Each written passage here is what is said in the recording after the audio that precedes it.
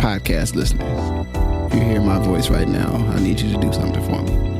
I want you to take out your phone or on your computer, go to Apple Podcasts, search for Ask Your Old Head podcast.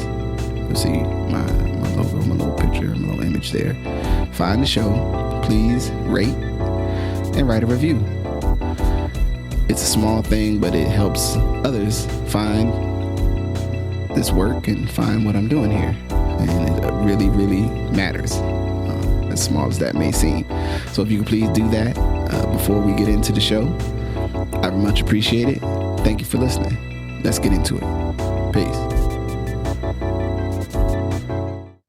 So, just so you know, this is the super duper Good Brothers catch up. So, apologies for the delayed release, but hopefully the content is still a relevant conversation for you or something that you can draw something valuable or what have you from. So, enjoy. Peace. Peace. I'm Majestic. My brother, Justice Raji. All right, man. So, at the time of our recording, it's an interesting week in, I guess you would say, in electoral outcomes and legislative activity and a little basketball. So, let's, I guess, start with, what's happening in Tennessee. And I think it's quite fascinating. So you got the Tennessee legislature, basically ousting or, expelling trying to expel 3, but specifically ended up only getting the votes to expel Representative Justin Jones of Nashville and Justin J. Pearson of Memphis, probably an important footnote to think about, to the 2 biggest cities in Tennessee that those state reps come from. And the other was, I want to say, Gloria Johnson was the 3rd, and that vote didn't pass, which obviously gave the optics of, as much as, I guess we should start with the rationale that and someone can feel free to correct me or give more detail, but the Republicans supermajority ousted them on, and probably burying the lead, is due to seeing them as procedural violations of the rules of the chamber because of the actions that they took, the steps that they did in terms of, local, state level constituents who came to push the legislature to act on gun safety and, gun rules in the wake of the murder of several young folks, I want to say, at a Nashville school. Is Nashville? Yep. Private school the preceding week, in what has been a continuing, unfortunately, reality of mass shootings, and those those shootings also taking place in school or at schools and school sites. And so all of this is, is a lot of other stuff that I don't think we can.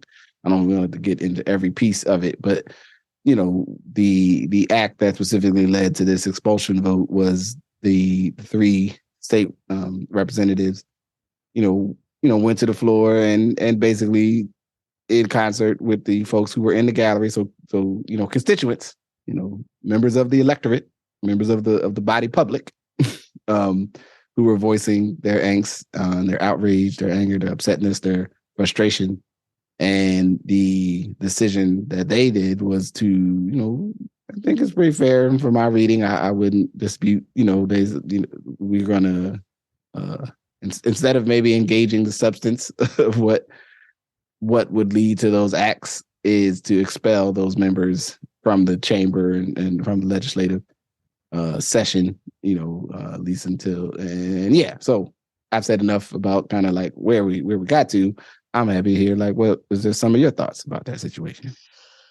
Yeah, man. So I think it's a really interesting take again on the dialogue that, you and I have been having around this really weird space of like, here's where all the growth is happening all across the country. It's happening in places like Houston and Austin and Atlanta, Metro Atlanta. and Miami, right? Oh, Florida writ large, frankly, right? Mm-hmm. Orlando, Jacksonville, Tampa. It's all these places that are growing, right? Where in Pittsburgh, there's been a lot of consternation recently around like population loss, being that we're the second oldest county in America behind Broward County, which is basically, Broward County, the county of snowbirds, right? Right. But so you just all these places that are bursting with growth and jobs, right? So it's like, okay, that's true. Then they also have stuff like people being ejected from the General Assembly for what in most places would pass for maybe a spirited but pretty run of the mill activist movement, right? Like, okay, the reps grabbed the bullhorn and right did a bullhorn thing, right? But this is the flip side because, like, okay, people all want to be these places because they can eat, drink, have brunch, but then they have, they have general assemblies that expel people for what in most places we would call the most basic engagement of kind of public discourse, right? Right. And so, go ahead. Yeah. No, that's what they just interject is, and given the context of what folks are upset about, I just, it's the case, it's lost in there that, 6 people died. And it was, what I'm saying? It was a showing of the community and the public around, gun control. And, that's how everyone feels about it. I think those are extenuating circumstances where censure or like they gotta go home for a few days or whatever. But like to expel them from the legislative body, Well, it goes back to this thing that you and I have talked about that, like, Sandy Hook wasn't the beginning of the gun discussion in America. It was the end. Mm-hmm. Mm-hmm. Like, because when Sandy Hook had happened and nothing changed, it actually was heading towards the end of the fact that, like, generally speaking, we are prepared to put up with a certain amount of death. And this is not a partisan statement. Generally speaking, populations as well as government writ large. I ain't talking about someone, the brothers and sisters in question or the wife sister in question. I'm talking about in general, we are willing to put up with deaths continuously happening, whether they are happening in communities that have been challenged by resource deprivation, or we're talking about challenges of like sometimes quite unclear, like why this is happening in this school, right? But we have become okay with like America is going to take a certain amount of people just dying with guns, and we're going to eat it. And nothing's going to happen. And I want to be really strident about this. Nothing's going to happen. And see, sometimes because we think of, and I'm going to say this too, we think about white folks and we'd be like, well, when something really affects white people, they'll do something about it. Right. And that's generally a black hell thing. It's even it's the theory behind Derek Bell and, kind convergence of like, theories. Convergence. Right. We have theories. We have intrinsic knowledge and actually theories about this. Gun violence has functioned in a counterintuitive way to the intrinsic and the strategies that we think about. Because while we have seen a lot of gun violence in Black and brown communities, white folks have seen a lot of gun violence too. Yeah. And ain't nothing changing. And so so that's one part of it, what becomes fascinating, that nothing is changing, and then people will actually get expelled for this behavior to talk about people's outrage that nothing is happening. Yeah. And to your point, instead of being like, well, are we debating the question about access to guns? We're just like, you know what, you didn't act on behalf. And the question will then, to your other point, it will now, we have the dialogue of, well, this was Nashville. This was Memphis, right? These are the places who, that folks are represented, and they're being expelled. So not only are you doing it based on kind of a political context, you're also doing the political context of big cities versus everybody else, which is frankly how small or not so small southern states still keep policies that could be considered, Yeah. Well, I mean, it's the operational model that, like, pretty consistently the areas in most of the country that we would consider, and probably the majority of the South would maybe even be the only place where this is actually maybe demographic. And I would turn my head to any demographers listening, demographers, to let me know if I'm right. I think is one of the only places in the state you might assume that a rural space is more white, than the urban spaces. But in a lot of parts of the state of our country, yeah, there's more, Black folks, more other, communities of color in the close proximity to the metro centers, of those states. And then there's less in the not metro centers, as much as we know that often the word rural, although describing a place in a space, is also, code language for not, if not for white, for not Black. And then where I say, like, I would say probably, in the South, in those southern states, a lot of places that would be rural, maybe not every part, but some part is definitely Black. Then depending on, we start getting into the way, way you call those voting precincts are drawn and all that, you find a pathway to if you ever want to have an interesting thought, if you've ever looked at how the city of Austin's voting precincts look like, that's an interesting, that's interesting.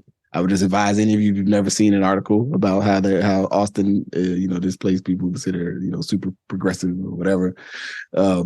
But their actual voting representation is these really weird shaped districts. But, that's politics. That's American, these are all things that could be changed. But I think it's important just to point to, like, you have a legislature that has the capacity to in a sense, as I see it, try to, like, send a message, so to speak, that we're not, and I don't know if it actually serves the work of their legislature, right. But you know what I'm saying? But in some ways, yeah, but it's a wild kind of thing to see happen. Right? Like, that as upset as you may be, right? And and I'm sure there's a few people that are sincerely like, oh man, I can't believe that they did, basically, as they feel, let a protest, on the floor. But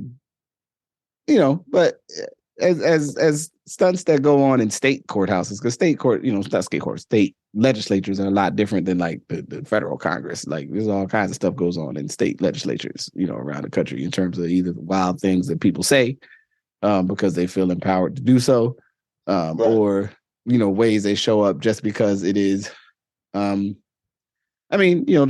are people, and when folks are upset or they're outraged, or they just need to try to make a point, they need to try to get something stated, and kind of get it in the public sphere. They may say or do or have various antics. I mean, I'm sure we can probably find, or other people who monitor some of these things more closely can dig those up. But the thing I think is interesting about it, from a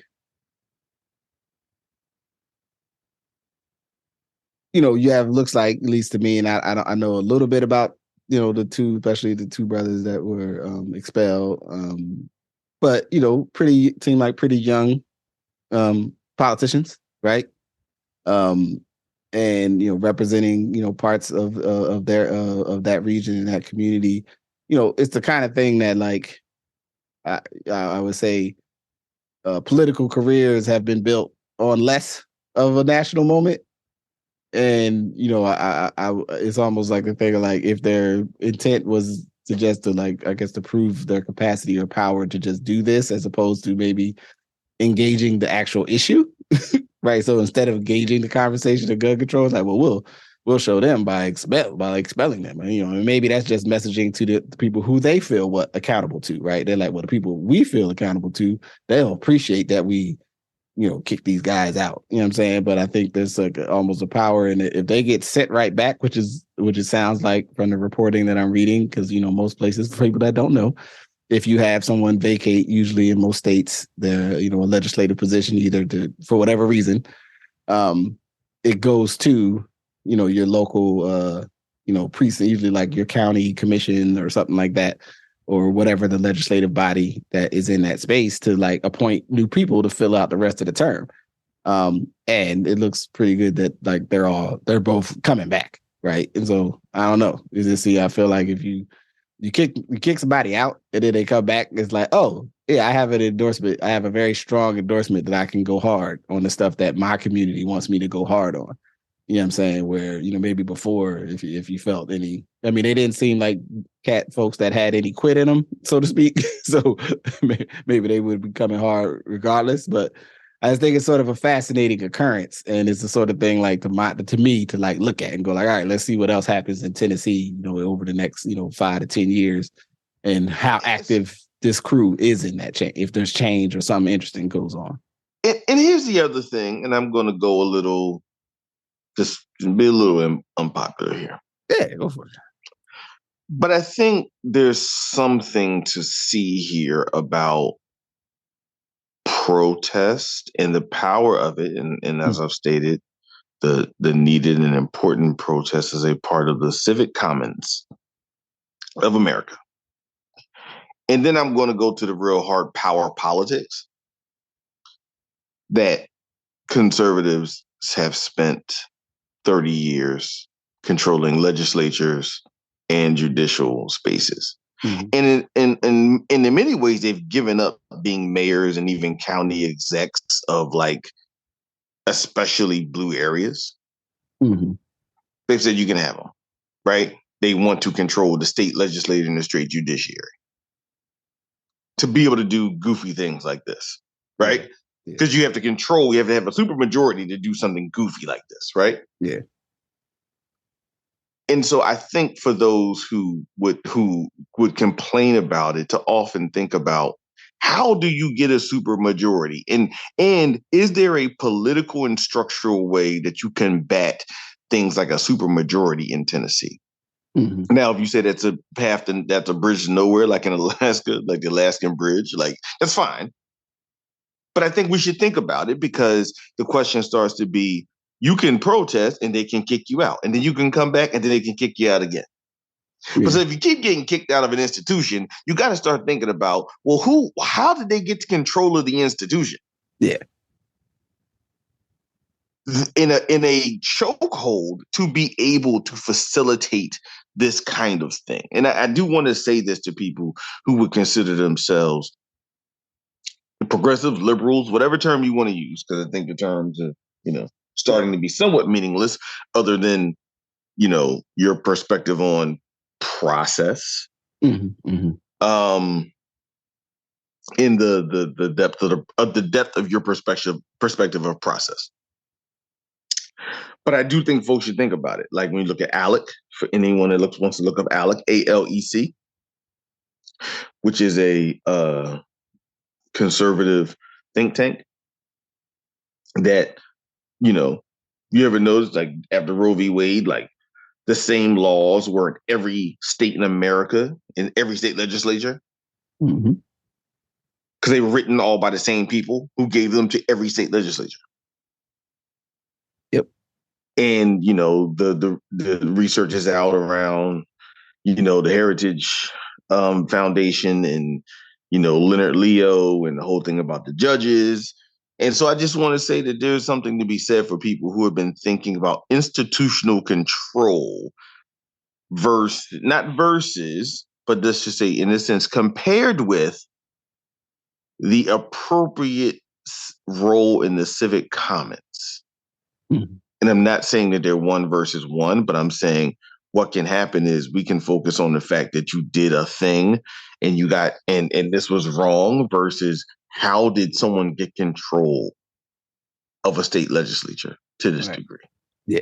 Yeah. And I thank you for touching, like bringing that, elevating that, because I think that's the, like, if folks to me, you know, if I was lived in Tennessee, you know, well, I guess if I lived in Tennessee, I probably would already be involved in knowing that we're in this crazy, you know, this super majority situation. But anyway, all right, for the sake of the exercise, the question is like, all right, look, if these two, because, you know, there's something for someone that's, you know, in public office to have the temerity to even put themselves out there. And so you need that from, I think it's important from like a character trait of the person doing the work. But there still needs to be like a plan of like, all right, man, how do you break that one party has this super control? Like, you know, it probably, I'm sure through polling and other information, you know, you know, as is the case in a lot of these states, there's not a lot of places when, from a public sentiment perspective, and like, you know, Pew Research, all those sorts of things on many issues, that those who would maybe vote conservative, especially super conservative, as in some cases you might have, that those are actually the public, you know, the policy position where people live. You know what I'm saying? Although they may live in a state that has that kind of super majority. Now, some states, that's not the same in all states. I'm not saying it is. And I'm not saying for sure that that's necessarily in question in Tennessee. I just feel comfortable saying, I bet you it's a little closer to 50, you know, 54, 55, 45 than it is 70%, 80%. 72-28, right? Yeah, I'm pretty sure that's not an accurate representation on a lot of issues that the people of Tennessee may feel on whatever the issue may be, whatever the policy concept that we're discussing. I'm sure there's a lot more that wouldn't, you know, maybe land where that would be, you know, but I think that's a part of even the dialogue where people understand, like, policy, meaning what's actually happening, what's on practice, what's in the laws, what's in the thing, is not the same thing as like the political representation that might be in place. The political representation, you know, as again, is also a feature of not just the South, but happens in a lot of cities and a lot of regions where the people who are active in the political apparatus that is around are not necessarily always, you know, fully representative or connected to the people, you know, the majority of the people who inhabit a space, and that can be for a multitude of reasons. So I think, you know, taking the lesson, not just having the, you know, I hope from this, whatever happens with this, as this story develops, you know, whatever happens with these brothers and that sister, in terms of their, you know, ongoing, you know, advocacy in their community, that folks don't, you know, kind of maybe valorize the sort of the martyrdom without also looking at the like, yo, there's also a situation here where, you know, the question of how good is it for, you know, is this representative body, is it just out of balance? And should it, you know, what work can folks do to like go, hey, you know, maybe this, you know, will this motivate maybe other folks to get involved in the electoral process or show up in other ways that goes like, hey, we're not going to have we don't want to have a representation that, instead of prioritizing discussion on the subject matter of outrage, wants to basically oust the people who who made it louder. You know what I'm saying? And man, but that's a heavy thing. Because this has been, you know, we've talked about it on here a couple times. I mean, several times. I guess you can't escape it just over the last few years of public policy around and politics around the country, that, you know, there's places where folks that may not hold the majority opinion of the people have the majority of the political power to make decisions in the state, you know, at least at the state level. And I'm going to go a little further and say, when you see it in other countries, and we talk about the political stuff happening in other countries, and sometimes we're places that have like 3 or 4 parties, which confuse us deeply. in America. Like, wait, there are 3-4 parties. There's a social right party, there's a social left party, then there's a Christian party, like in Germany, there's a trade unions party. Like, I'm actually an advocate that I think you would actually see healthier, slightly healthier governments if there had to be trade-offs between parties, not just individuals. Mm-hmm. Because I think what we see in America is a transaction between individuals. Like, I think President Biden adopted a much more progressive stance than it was that he took in order to, get the votes and then try to actually fulfill, if he saw those policy objectives as ones that would make this, the country better. But that's internal negotiations. Yeah. But that's not like party to party negotiations. Yeah. To actually not just temper the ideas, because it's not about those ideas don't need tempering, but how do you have a governing majority? Because I would argue we've gone through small times of America having a governing majority on either side, but generally speaking, it's elusive. Yeah. Yeah. And I think it's the idea that in the construction of the parties is that those parties also actually operate from a philosophical viewpoint, or so to speak, or a conceptual viewpoint around what should happen in society. And then those people then those ideas are connected to a certain group of people, and then people rally around that. And I don't think it's a wild thing to say that people's general ideas around the decisions that should be made around the multitude of things that we need to make decisions around, probably if we had the option in the development of it, if so much of our apparatus has not been basically at a place right now where it just doesn't seem like a real thing that could happen. And it basically say, I guess we could say it hasn't been a real thing that could happen for almost 100 years now in the United States.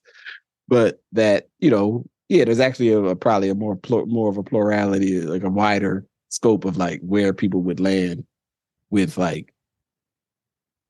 their party affiliations if there were really viable pathways for those different parties to grow. But we are in this place, and we've been in this place for quite a while, where it's no, we just got these two, and then we got, and you try to fit a lot of stuff that doesn't fit, and I think you see it in both parties, frankly. Yeah, you fit a lot of stuff that doesn't fit under either party when it hasn't been fleshed out. Yeah. Yeah. And you get the political and policy kind of obfuscation on both sides, or you get Republicans doing stuff that some of the party be we don't really agree with that. Right. And you get some Democrats who are oh, okay, I don't really agree with some of this stuff either, right? And so you don't get the party to party negotiation, which I think is a important part of it, not the support groups or groups who make up the populace individually engaging with the president. Right. And saying hey, do more on this. Get us student loan stuff, right? It's not a party that said, hey, we agree to do it. Mm-hmm. It's an individual told another individual, hey, I'm going to do it. Now I'm going to give it a try. Yeah, I'm going to take a swing at it. Because what happens is that people go, you said you was going to do it and you didn't do it. And it's well, there may be a good reason it didn't happen, but there was never a party apparatus to explain that to the region more broadly. So anyway. Yeah. And this other thought I would say on that is that it kind of takes us to, especially depending on the level of government, away from the idea that you should actually be solving a problem, or fixing an issue, and not so much debating it as a political matter, right. If I could give an analogy, if we're doing infrastructure about a sewer pipe that's 150 years old and made of wood, and it's we got to figure out a plan to fix that pipe, and whatever the ramifications and the road clearing and the land lease easements and all this stuff. And then, the funding to get to that might need to, will often, in most places, it will be federal funding, right? Suddenly becomes a political discussion, where ultimately the actual work of fixing the pipe is a thing that, regardless of whatever your political value system is, you'd be yeah, but pipes probably need to be fixed. right? But what instead of discussing pipe fixing, we're discussing sort of the political apparatus to get the money to send the pipe fixing. You know what I'm saying? Which, you know, I guess it's my complicated way of saying it makes stuff that probably doesn't need to be complicated and contentious, complicated and contentious. And you know, maybe we can, I don't know, we'll see if in our lifetime it changes in a substantive way. You know, who knows? I think that kind of opens or tips us to be able to step to the next sort of political related thing or policy or election related. With the outcome in Chicago. Because I think that speaks to sort of the, you know, ultimately a race that was all on one side of the aisle, right? With Johnson and is it Vallis? Vallis, yeah. And the, you know, outcome with Johnson prevailing, and at least the way at least I feel it was reported on prior, was a lot of sort of like, you know, I guess in this case, considered the person that was considered more of a progressive, and Vallis is more of a moderate to maybe not really a progressive person, but at least on that side, at least for the sake of this race, he was liberal or whatever have you, or Democratic or whatever. Yeah, I thought it was interesting. I mean, you know, Chicago third, you know, is it still third biggest city, right? Third largest, absolutely. Still third largest city, you know, still an anchor point of the, you know, and you know, always, I guess, especially of the last 78 years, everybody's favorite city to bring up when you talk about guns. Not that you care about the people in Chicago, but you love talking about it. It is very interesting. I think, you know, and I'm curious to keep watching, you know, sort of outcome that. I mean, I just say I felt like the general tone was people assumed or really felt that Johnson wouldn't win, and that the more you know, moderate that was coming with like sort of tough on crime language and all that guy was going to Vallis was going to prevail. Although there was other, you know, lots of reasons why I would. I don't know. I definitely wouldn't have voted for Vallis if I lived in Chicago, based on what I know about him. Like, no, not ever. But yeah, I'm curious of your thoughts on like the outcome in Chicago. Yeah, so this is an interesting one that I've been looking at and really kind of spending some time thinking about, because it frankly cuts against the national trend in the Democratic Party, which has been skewing in the big cities and in some of the larger dialogues, skewing more. And I don't even know that. And that's why I say I have to be really careful about these terms: progressive, moderate. Yeah. You know, I mean, you get a point where, and it's a Vallis, so I want to put a pin in something on him, but like you get these terms, and I think they're just all in the eye of the beholder. Of like, could you be progressive in many things, but if you argue that, you know, you think more law enforcement is a short-term solution, does that mean you are not a progressive, that you don't hold progressive like perspectives? Or if you if you are a progressive, but then you think, you know, maybe a certain way about taxes, does that mean you are like, you know what I mean? Yeah, right. Now are you not that other thing because you're like, yeah, you're not a progressive because maybe you don't want to tax the richest people at 46%. Like, and I'm not, again, that's not a value. Yeah, whatever the thing is, yeah. But whatever it is, but I think we get into like these terms that then cover a lot of policy perspectives that like most of us don't really know what the origin story of the policy position is. We don't know what the origin story is. Like the vast majority of people wouldn't deny that in most cities, yes, that you need more people doing more things around root causes to stop and stem issues. That's not really a debate. Now, if you say that should happen along with increased law enforcement, then you could argue that becomes the debate. And where should more resources go? Or if you argue resources should be redistributed from what we commonly call law enforcement, which I think is also part of a challenge, Like, because why doesn't law enforcement include the things we were just talking about? Mm-hmm. Like, why doesn't law enforcement include the other resources, right? As a broader landscape of what you need to do. And I would argue in a lot of cities, those other resources are starting to be aligned and at least aligned with what we have called traditional law enforcement to solve problems, because a cop will tell you that they can't arrest us out of problems. They will tell you that. Mm-hmm. So that's really not a debate. Now the debate is, where do the resources go? How's it go?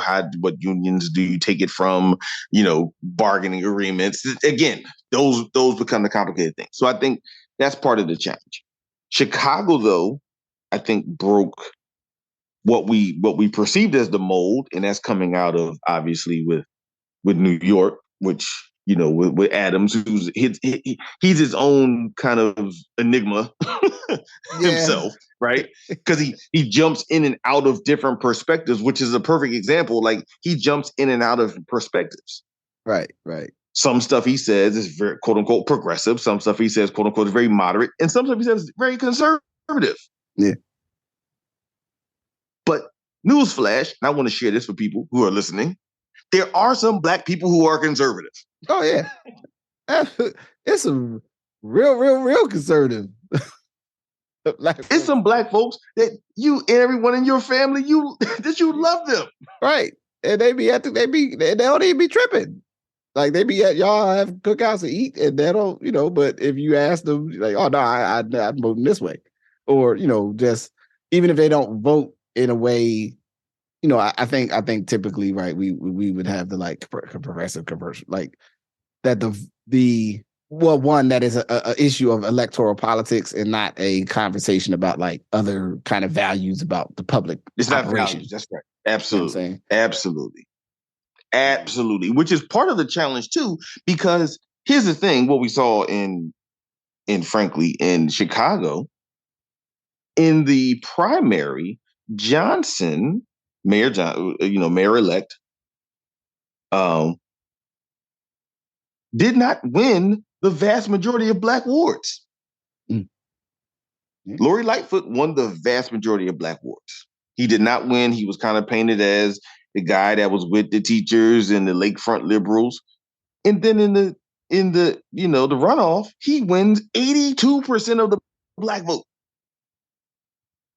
So let's be clear. There are some people who do not vote his politics that voted his race. Right. and it's kind of consistent with the way, I'd love to look into it more, but where our community typically votes, like, we got to keep the person that is potentially more dangerous for us out of office. Like, I don't really rock. I don't know if I like this dude, but I don't rock with that dude. You know what I'm saying? I don't know if she's, I don't know if she's great, but this person is not great as far as I can tell. And like, we more often, historically, I'm sure there's much better and more articulate folks on the history of the Black electorate than I, but we will look at the situation and go, who here will put me in a position to be safest or get the things that I need to get done with the least amount of harm, and I'm going to go with that person. So, and I guess then it creates the conversation that I think, our electoral structure, often leads to. It's not always, again, these clear ideological, and clear lines around who people see themselves as people and how they vote. It may be for some folks, but I think for a lot of folks, it's a mechanic. It's like it's a mechanical, it's an operation. You're like, all right, I looked at this, I looked at that. That one, not that one. You know what I'm saying? Where some people, maybe they're like, some I don't know, like, oh no, I am looking for conceptual purity. You know what I'm saying? It's like, nah, I gotta vote for someone in this, and therefore I'm going to pick one. Exactly. And so here's the thing: when we see it in national politics in America, we like, ooh, wait, what happened? The white people start being white. Yes.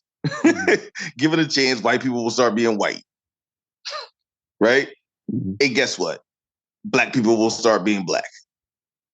It's again, because some of it isn't the hard and fast politics that we align ourselves with. Those are the structures that make it easier to sell newspapers and do, if you got a newspaper, or have media to talk about the progressive versus this.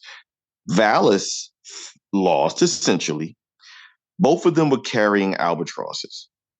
Johnson carried an albatross saying defund the police in a time where a variety of people across Chicago have challenges with the term. This is not a point that I'm trying to say is right or wrong. It's just a reality. Yeah. Right? He was able to walk that back differently than Vallas was able to say he was more like a Republican than a Democrat. Yep. And that is the bottom line. It's easier to walk back to fund the police than I'm more like a Republican in a town where, generally speaking, even the most conservative Democrat still sees himself as a Democrat. Yeah.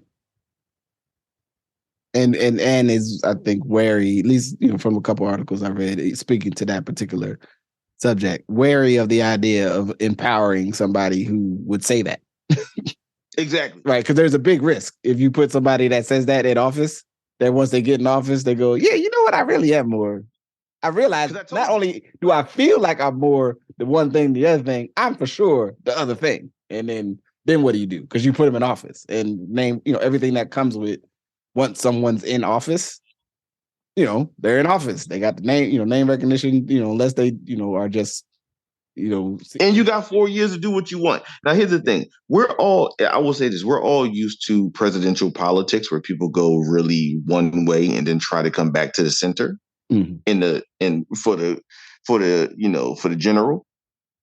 And we see it on both sides, right? Yeah. We see someone being like, I'm going to do this. I'm going to do this for you. And then when it comes to the general, they be like, I'm not quite like that. Even Republicans would be like, I hate these people. Kick them out. Do this. And they'd be like, I said that, but maybe not. Liberty in business. We got to think about that. We got to give people a chance to, to sign their dreams. You know what I'm saying? We want them to work, don't we? Like, so. Yeah. Right. They start mellowing out a little bit. Like, I know what I said at that other party, but I had to say that. That's what I had to say. We have to say it, but we see in mayoral elections that pivot is not nearly as accepted, right? So the pivot to go from I'm more like a Republican, in your own words, I don't like the Obamas, regardless of what you think, regardless of what you think about the presidential library, the Obamas are still extremely popular in Black Chicago. Yeah. And for you to say you don't like the president and the first lady of a town, again, with all of the challenge, all of the complicated politics, one thing is not a debate. That they lived and have friends and are products of the South Side of Chicago. Yeah. That is not a debate. And for a person running for the mayor of Chicago to say, I don't like them, is a challenge for a 33% of the population. Yeah. They probably not going to rock with you. They're not rocking with you for you to say that. And so I think Chicago bucked the trend because of some very Chicago things. Mm-hmm. I think, by all appearances, Mayor-elect Johnson is smart, thoughtful. I will say he is running into a hurricane of a town. Yeah. Because like most cities in America, and this is something that is not no one's particular fault, but is everyone's problem. When offices aren't used, people won't pay taxes on them. When you don't pay taxes on the office, all the things that we want to tax at higher rates, they're not there to tax. Because fundamentally, if you're only coming in 2 or 3 days a week, either someone says we're downsizing and moving to somewhere with less space, and that's usually not in the city center, generally speaking. Mm-hmm. Mm-hmm. And so you get less taxes. When you get less taxes, you get less resources. So that means you have to now, in all of the ARPA money, from the federal government, we will be done at the end of 24. So you didn't have to find other money to pay for the city services that you're telling people you're going to enhance. Yeah. And so every mayor in America has to find more money from places has to actually, and there's no such thing as really doing more with less. There's no such thing. It's a falsehood. It's a creation of American corporatocracy, and it's not real. However, if it was ever close to it, you're going to have to provide more services for new emergent problems with less resources. So, willfully, for the good of all Chicagoans, right? Everybody kind of gets behind this mayor because, and that's separate from the fear mongering of what it means to be in Chicago. And that's also not to minimize the challenges that are taking place in pockets of Chicago. Because both can be true. Mm-hmm. Right? Both can be true. Like, you can say it's fear mongering, and you can say there are pockets of places where people don't feel safe. And that's a variety of reasons. And it doesn't have to be like either or. It can be, as I've learned, both and. So, I do think the Democratic Party is going to continue to be challenged by this idea of the flanks in the party as far as it pertains. I think it shades the 24 election. It shades the presidential election. Yeah. Assuming, if Biden runs, cool. Because in that way, I mean, I don't think there will be some small rebellions that will be stomped out, but going forward, the idea of how you corral this huge tent of everybody who feels like, from abolitionists to social democrats to socialists to mainstream folks to folks who just want to get theirs from the system, right? And putting them all under one tent and actually trying to suffice them. And I just think that's a big political challenge that the Republican Party has faced with, and they're still grappling with it. Hence, the 18 people running for president, right? Right. And I think the Democratic Party, outside of Biden, would also be grappling with the same issue. Yeah. I think the only other footnote that this points to, or list makes me think about, is if there's a potential, if anything, even maybe seated, if there was anything that maybe would create the potential for a more diverse, sort of party dialogue in the United States, is if just at some point trying to house all of these different thoughts, it has thoughts and perspectives on how things should get done and what should be within both of the two prominent political parties in our country. If there is somehow in all of this over the next couple of years, as we have a generational change in terms of the age, we got a lot of very long serving federal level folks that, some of them, at some point they just got to retire. Like, it's just the reality of it. The way that these conversations are going, the way some of these races may break left and right, if they are actually, canaries, so to speak, of what's to come or what is to be. If anywhere in there is the potential for the kind of meeting of the minds of just different people saying maybe we could just do this different. Maybe we don't have to be so on one team. Maybe I could kind of hear what they're talking about over there, and they could, go over there, and then we can make some decisions. Now I may be totally doing justice, wishful thinking that we would get to a more pragmatic dialogue about our care and concern for just our livelihoods and well-being.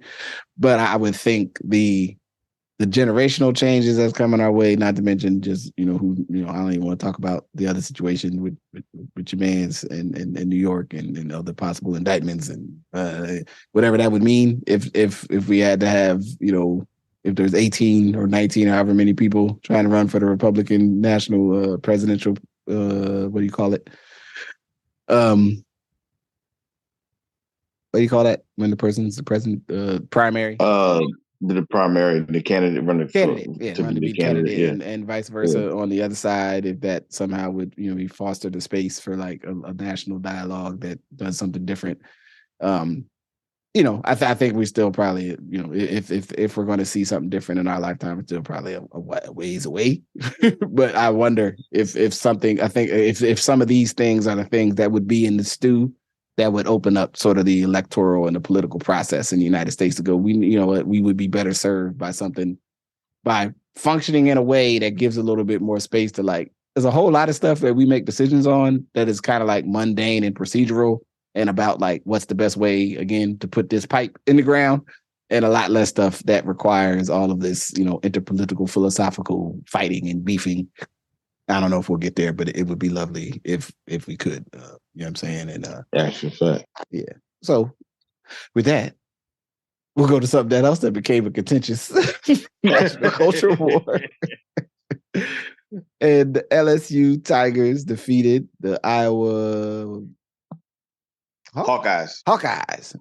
In the National Women's, the Iowa State of the Cyclones in Iowa University. In the national championship game, Iowa led by Caitlin Clark, who's cold, was defeated by LSU, who was led by Angela Reese. I guess it's like, or at least appears to be the team leader, and is a good player in her own right. And just for the record, because some people acted like she wasn't cold too, just cold in a different way.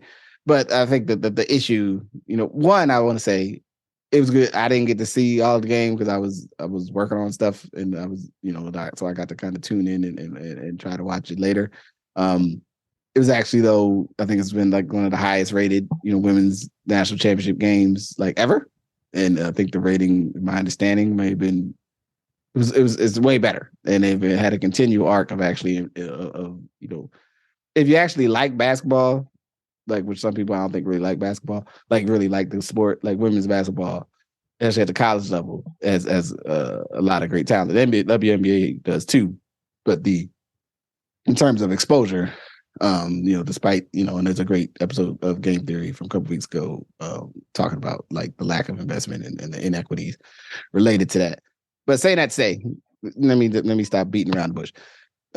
Angela Reese, like, just kind of put it in Kate Clark's face for extended amount of time towards the end of the game, that they put the smash down on them, and everybody just started talking, sideways and unhealthily on the internets and other places. And it's a doggone shame. Or, maybe it's not, I don't know if it's a shame or it's ridiculous or whatever it is, but I'd love to hear what you thought of that situation and how it played out. So I'm gonna do old black man. So the old black man started like trying to tell you some heavy shit. Right. I want to frame it because I think it's important. I don't think you can have the conversation about Caitlin Clark, Angela Reese, and LSU without having the conversation about South Carolina. And that's not just because I want to center somebody from Philadelphia, but I think it's important. Yeah. So South Carolina, Iowa play, and Caitlin Clark is giving people numbers, right? And South Carolina has been a juggernaut. Yeah. Kudos to Iowa. They figured out that South Carolina couldn't shoot. And essentially left the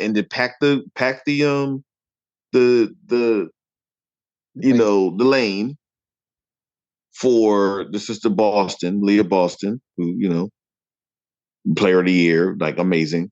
And they just and Caitlin Clark at one point waved off a South Carolina player who she knew wouldn't shoot.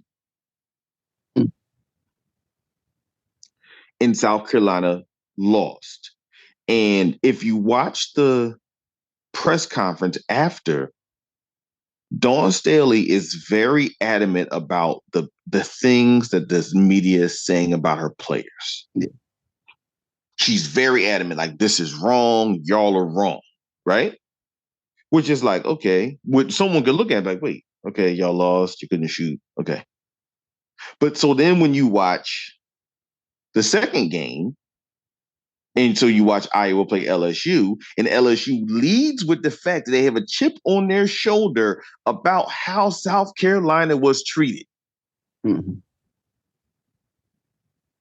And then you watch the game, a lot of stuff starts to make sense versus it being about Caitlin Clark and Angela Reese. Yeah. To me, this is not about Caitlin Clark and Angela Reese. Yeah. This is about a broader context of women's basketball coming to the forefront, but still old tropes about women's basketball is present. Right? And about women's basketball, that if men were playing the same game, it would be called hard nosed. But when girls are doing it, and there's homophobia, there's a whole bunch of stuff wrapped in it. Yeah. Yeah.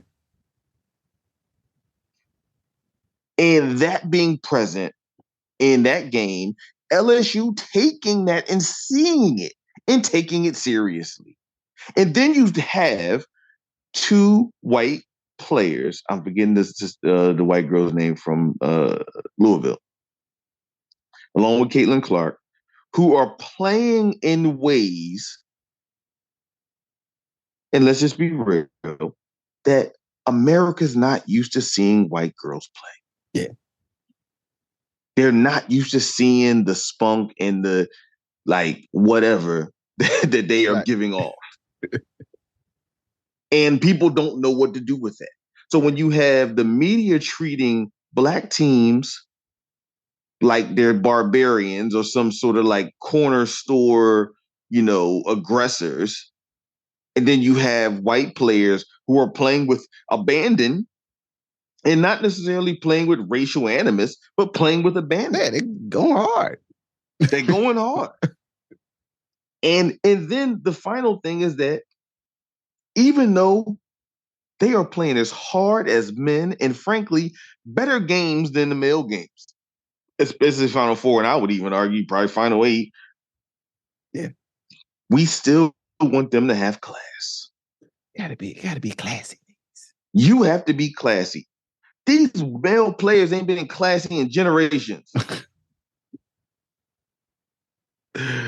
But now the women have to have class. And when you see a Black woman who many people are not comfortable with, act in a way that you're like, okay, this is happening. But meanwhile, Caitlin Clark's giving it all off. She's flagging players playing.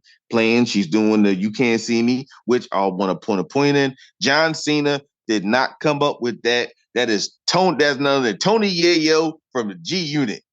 And I want everybody to stop acting like John Cena came up with it, because John Cena has told the world that it's Yayo's dance, man. He got it from Tony Yayo. He got it from Yayo. And if you want to have a conversation on the power of Black culture and hip hop culture in the world, the fact that we have a dance created by a dude who does that in videos because he is running from the police. I guess John Cena seen the record, seen the video. That's still actually hilarious. That's the way that all came together.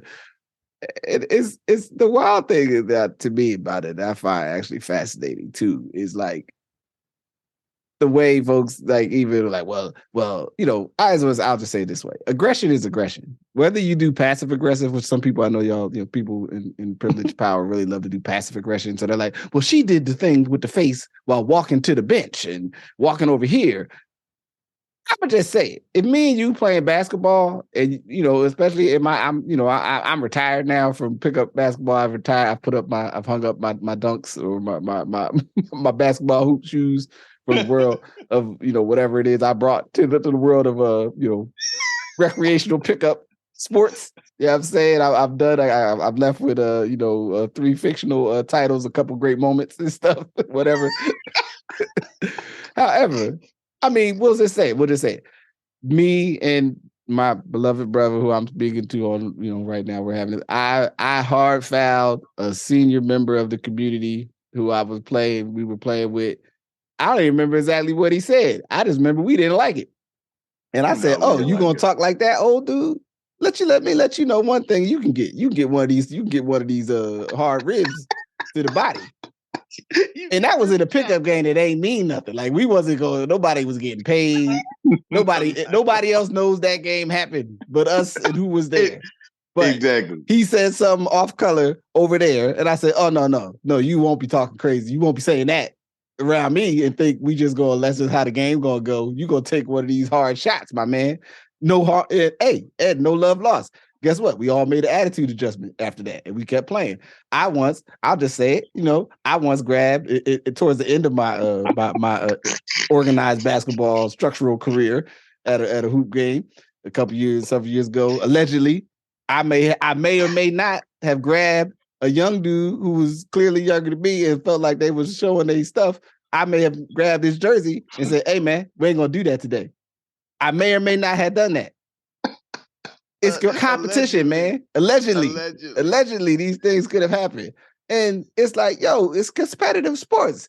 It's supposed to be contentious. And so if you do a face thing or whatever and just walk it away, if I'm playing against you, I still saw you do it.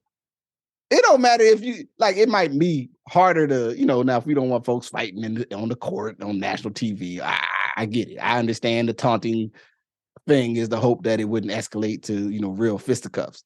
However, whether you did something to taunt, to gesture to the opponent that, what I'm saying, you didn't have respect for them at least in this competitive context, whether you did it directly to their face or you did it while walking across the thing or you did it while looking at the crowd or you did a finger over the thing to the crowd, still, if I'm the opponent, you still offended.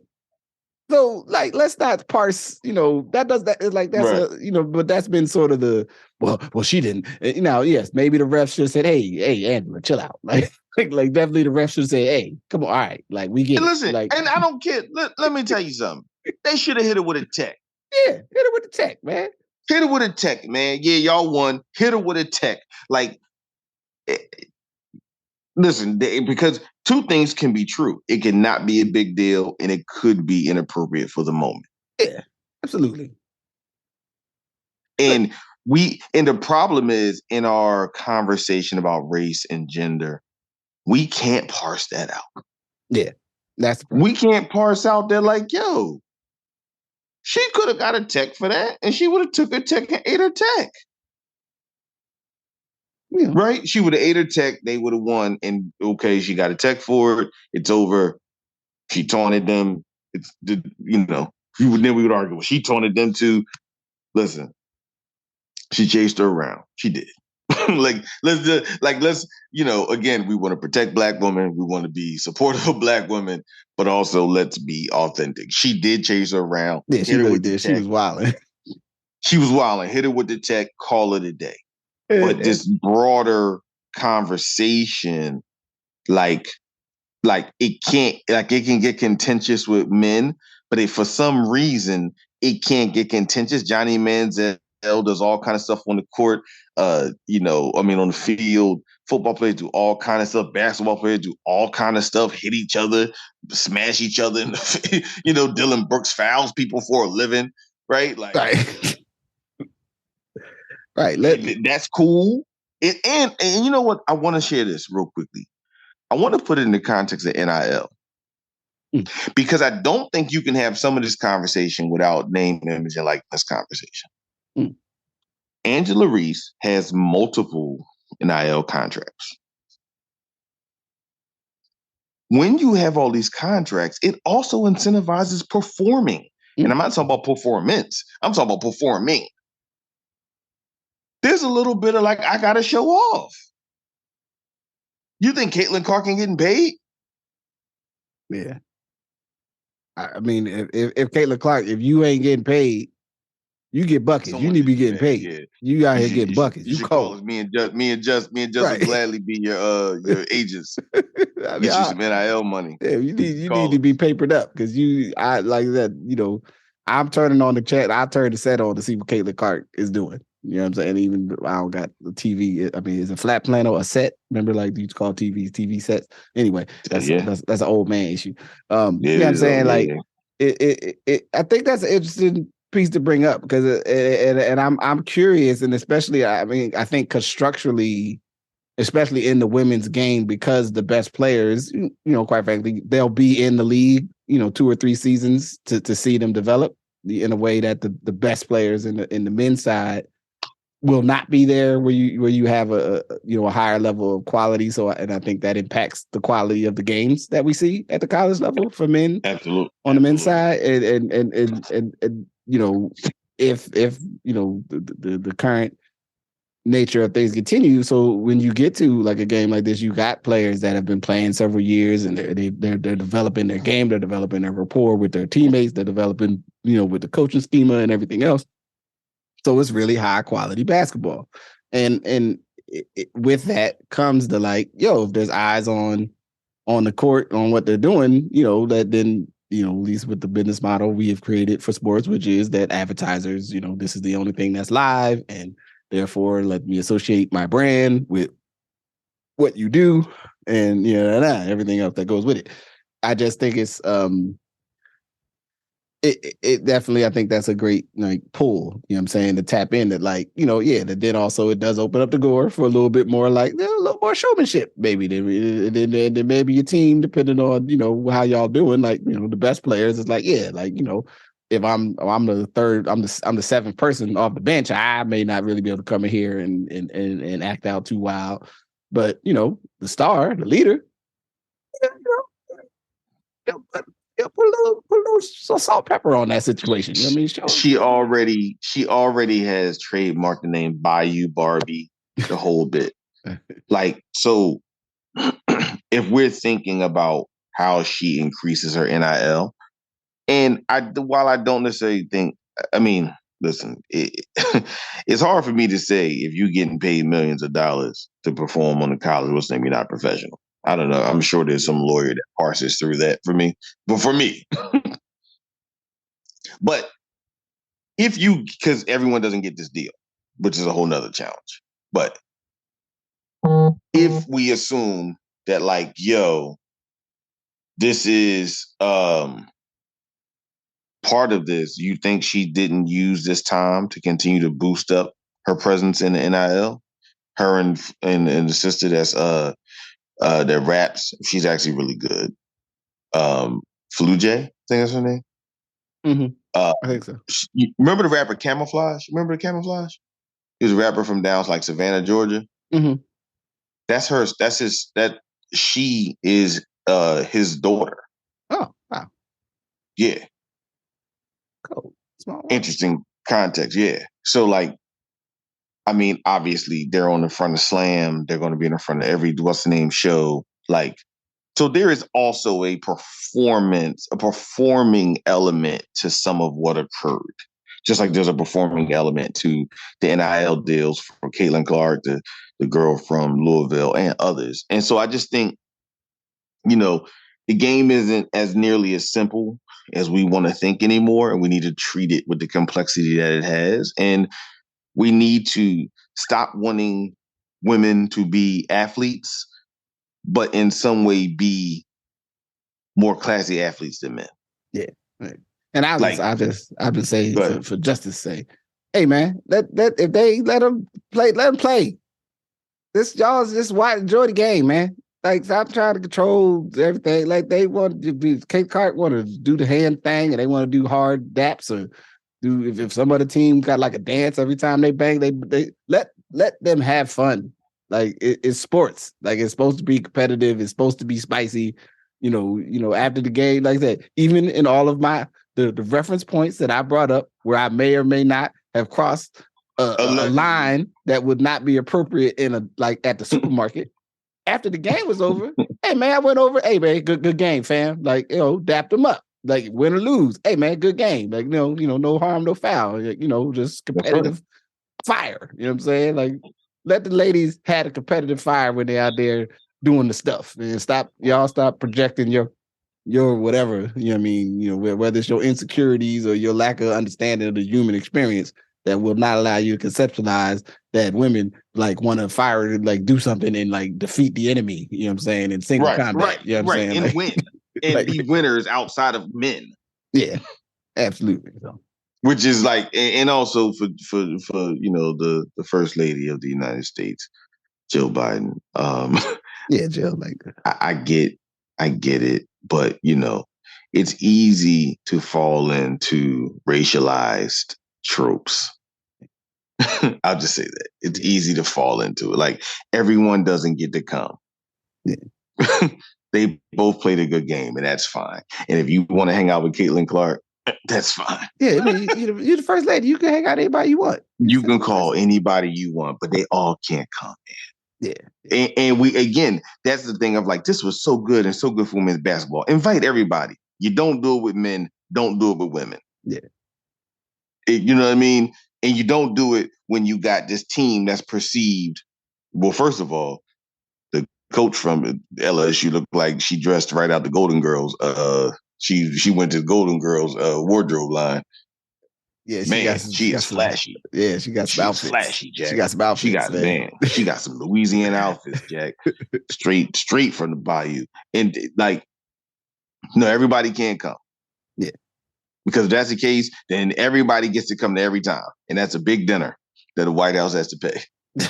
When everybody gets to come with every team, with every sport from now on. Right. Like now we gotta break both teams. And now I gotta be in there with the team I beat, acting like it's the same. Like, nah, man, I won. That's right. It's supposed to be my moment. You know what I'm saying? If we're into this whole I won my moment, then leave it how it is. And we don't have to take women's basketball to be the first time that we're now going to be more altruistic. Yeah. So word up. Well, I think we said enough. I think we covered a lot for the good of the order, my man. Yeah. So with that, I'll just say peace. Peace. Thank you for listening to Good Brothers. Thank you to my good brother, Majestic. Thank you for listening. As I said, this is a super catch-up close out of April. So, whenever you get around to listening to these, apologies for the delay. If you were waited with bated breath.